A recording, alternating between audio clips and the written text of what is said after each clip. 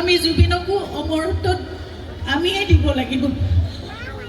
আমি সদায় আমাৰ মাজত জুবিনক কঢ়িয়াই লৈ ফুৰিব লাগিব আৰু জুবিন আমাৰ মাজত সদায় তেওঁ যেনেদৰে আছিল তেনেদৰে সদায় থাকিব লাগিব। তেওঁৰ আদৰ্শ ভৰা নমস্কাৰ আৰু কৃতজ্ঞতা জ্ঞাপন কৰিছোঁ। অসমৰ বিভিন্ন স্থানৰ পৰা আহি আপোনালোক আজি একত্ৰিত হৈছে।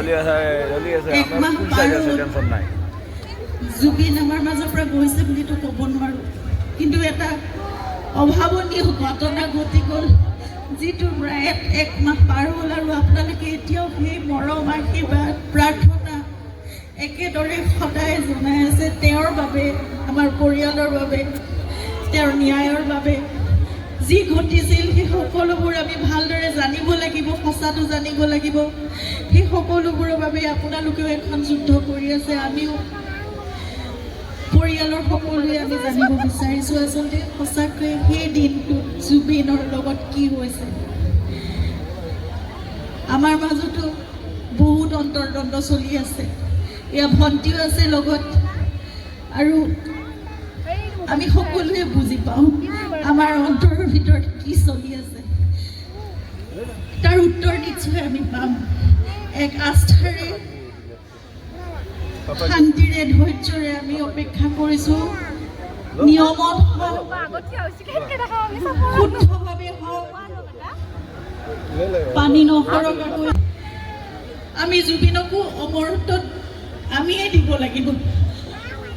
আমি সদায় আমাৰ মাজত জুবিনক কঢ়িয়াই লৈ ফুৰিব লাগিব আৰু জুবিন আমাৰ মাজত সদায় তেওঁ যেনেদৰে আছিল তেনেদৰে সদায় থাকিব লাগিব। তেওঁৰ আদৰ্শ, তেওঁ যেনেদৰে গোটেই অসমখনক, গোটেই উত্তৰ পূৰ্বাঞ্চলক ভাল পাইছিল, সমগ্ৰ মানৱ জাতিক ভাল পাইছিল, প্ৰকৃতিক ভাল পাইছিল, জীৱ জন্তু যেনেদৰে ভাল পাইছিল, সকলোকে আমি তেনেদৰে মৰম আমাৰ মাজৰ পৰা দি যাব লাগিব।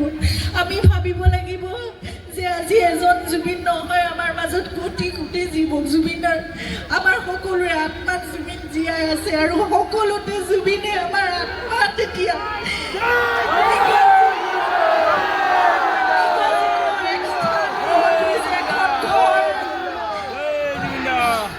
এখন ঘৰ পাতি বহিছে, আমাৰ সকলোৰে আত্মাত জুবিন জীয়াই থাকিব এতিয়া।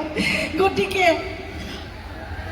গোটেই বিশ্বজুৰি জুবিনক ভাল পোৱা সকলোৰে মাজত, কোটি কোটি লোকৰ মাজত জুবিন জীয়াই থাকিব এতিয়া। গতিকে আমি জুবিনৰ প্ৰতিটো কাম আমি তেনেদৰে আগবঢ়াই নিম। আমি সংকল্পবদ্ধ হ'ব লাগিব। আৰু মই ভাবিছোঁ যে জুবিনৰ জন্মদিন আহি আছে, অহা নৱেম্বৰ মাহৰ 18 তাৰিখে 53 বছৰ সম্পূৰ্ণ কৰিলেহেঁতেন তেওঁ, কিন্তু এতিয়াও চলি যাব তেনেদৰে, সদায় থাকিব। আমি দৃঢ় প্ৰতিজ্ঞ, মই দৃঢ় প্ৰতিজ্ঞ, আমাৰ পৰিয়ালটো, আপোনালোক সকলো, আমি একেলগে জুবিনক সদায় আমাৰ মাজত জীয়াই ৰাখিম।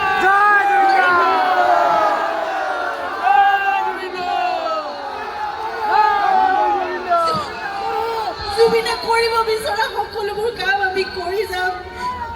এজোপা এজোপা গছৰ মাজত জুবিনক জীয়াই ৰাখিম, প্ৰতিটো পাতত জীয়াই ৰাখিম। সেই 38,000 গীতৰ মাজত জুবিন জীয়াই থাকিবলৈ সকলোৰে কণ্ঠত জুবিন জীয়াই থাকিব। জুবিনৰ সকলোবোৰ গীত, তেওঁ লিখা, তেওঁ কম্প'জ কৰা সকলোবোৰ গীত আমাৰ বহুত পলম হ'ল, কিন্তু এতিয়াৰ পৰা আমি চেষ্টা কৰিম যে সেই সকলোবোৰ যাতে আমি শৃংখলাবদ্ধভাৱে আমি ৰাখি যাব পাৰোঁ আমাৰ ভৱিষ্যত প্ৰজন্মৰ বাবে। প্ৰতিটো পদক্ষেপত আপোনালোকে আমাক সহায় কৰিব লাগিব, আপোনালোকে নিজেও কৰিব লাগিব সেইখিনি। আমি গছ ৰুই যাম, সেউজ কৰিম অসমখন, উত্তৰ পূৰ্বাঞ্চলখন, জীৱকুলৰ বাবে আমি কাম কৰি যাম। নতুন প্ৰজন্মক লৈ জুবিনৰ ইমান সপোন আছিল আৰু সদায় জুবিনে আৱেগত কান্দি উঠিছিল যেতিয়া নতুন প্ৰজন্মই কিবা এটা ভাল কাম কৰা দেখিছিল, যেতিয়া তেওঁৰ ওচৰলৈ আহি কিবা এটা কৈছিল যে এইটো কাম মই কৰিছোঁ দাদা, এইটো চাই দিয়ক।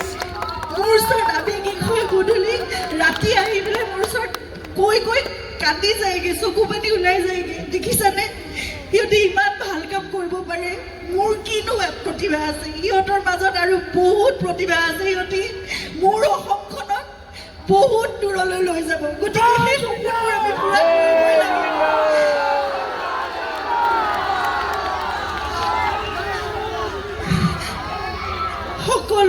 আশীৰ্বাদ সকলোৰে মৰম সকলোৰে আবেগ ইমান জড়িত হৈ আছে জুবিনৰ লগত গতিকে নিশ্চয় আমি সেইখিনি কাম কৰিব পাৰিম নতুন প্ৰজন্মৰ জুবিনৰ সপোনবোৰক কঢ়িয়াই দিব মোৰ বিশ্বাস আছে মোক মাত্ৰ আপোনালোকৰ পৰিয়ালৰ এগৰাকী বুলি ভাবিব আপোনালোকৰ জীয়ৰী আপোনালোকৰ বোৱাৰী আপোনালোকৰ ভগ্নী যি বুলি ভাবে বন্ধু বান্ধৱী যি বুলি ভাবে মোক মাত্ৰ আপোনালোকৰ পৰামৰ্শ লাগিব উপদেশ লাগিব আগবাঢ়ি যাবলৈ মোক সেইখিনি সহায় সহযোগিতা সদায় লাগিব মোক আশীৰ্বাদ কৰিব আমি একেলগে জুবিনৰ সকলো সপোন আমি আগবঢ়াই লৈ যাম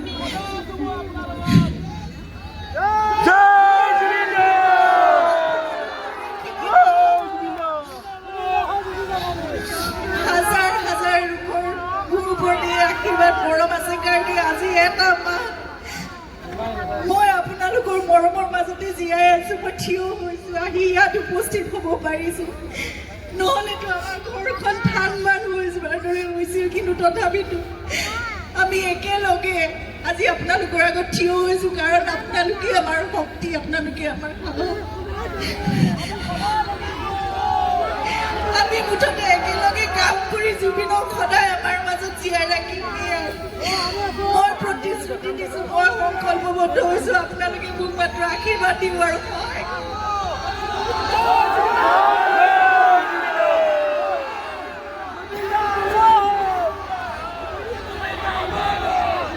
জুবিন দেশৰ মানুহলৈ নমস্কাৰ প্ৰণাম হয় নমস্কাৰ আমি বৈ যোনখিনি কথা কৈছে তাৰ বাদে আৰু মোৰ ক'বলৈ একো নাই বেলেগ সেইখিনি কথাই আমি আপোনালোকৰ সহযোগ লাগে মৰম লাগে এতিয়া আমি অসমখন চিনি পাই জুবিন দেশ বুলি পেলাই আপোনালোকে সেইটো নাম দিছে আৰু তেওঁৰ চিন্তাৰে এখন সুস্থ আৰু প্ৰগ্ৰেছিভ ছ'চাইটি সমাজ অসমখনক আমি যাতে তেনেকৈ দেখুৱাব পাৰোঁ পৃথিৱীৰ সকলোকে যাতে আমি এটা এক্সাম্পল ছেট কৰিব পাৰোঁ তেনেকুৱাকৈ আমি আগবাঢ়ি যাওঁ তেওঁৰ সপোনবোৰ পূৰাই লগতে আমাৰ সপোনবোৰ আপোনালোকে আমাক জাতি ধৰ্ম বৰ্ণ নিৰ্বিশেষে সেইটো দাদাই কৈয়ে থাকে ন সেইবিলাকৰ ওপৰত অসম সদায় এইবিলাকৰ ওপৰত আপোনালোকৰ সহযোগ আমাক লাগিব আমাক লগটো নেৰিব থেংক ইউ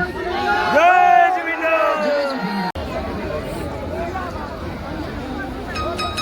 এয়া আজি দিনৰ ভাগত আন্তঃৰাষ্ট্ৰীয় খ্যাতিসম্পন্ন চিত্ৰশিল্পী স্পীড প্ৰিণ্টাৰ ৰবীন বড়ো ডাঙৰীয়াই যিখন ফটো অংকন কৰিছিলে সেই ফটোখন আনুষ্ঠানিকভাৱে পৰিয়ালবৰ্গৰ হাতত অৰ্পণ কৰিছে